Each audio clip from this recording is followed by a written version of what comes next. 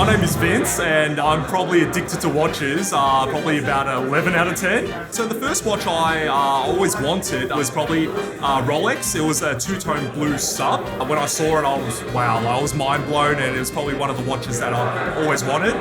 So with the Konstantin Chaykin Joker, the one that I currently have on now, it drew to me. I loved it. I knew I wanted to buy it, and it was very hard to source the watch and everything. I even contacted Konstantin Chaykin himself, and he said that this edition, they only made 99 in steel, and they actually were completely sold out. So I thought maybe I'll give a message over to some of my friends in Shanghai, and called my friend up, and he's like, hey, look, give me a bit of time. I'll try to source one for you. I'll try to find one.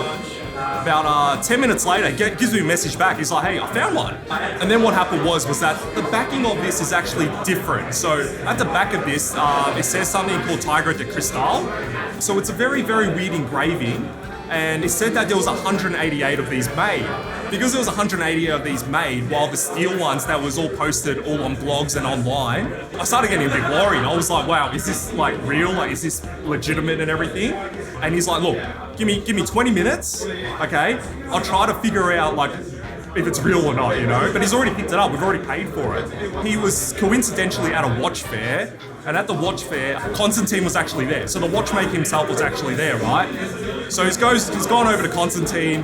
They're taking a photo of Konstantin. Konstantin's basically giving a thumbs up, saying, yep, it's all good, it's all legit. The reason why it's different is because he actually made a secret edition with a casino in Russia. That's why it's called Tigre de Cristal. That's the name of the casino, right? And he's basically said, yep, we don't actually give out information, and they're actually not for sale. The casino itself, they actually give it away to the high rollers that go there. So it's been allocated to a person. Person's looked at it as like, what is this? I don't know what it is. It looks weird. And he ended up giving it away.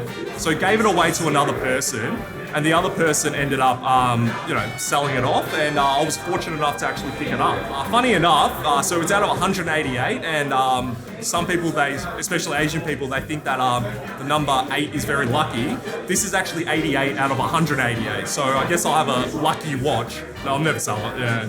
It's just, it's probably one of my most favorite watches, and it's probably something I want to hand down to future generations, yeah.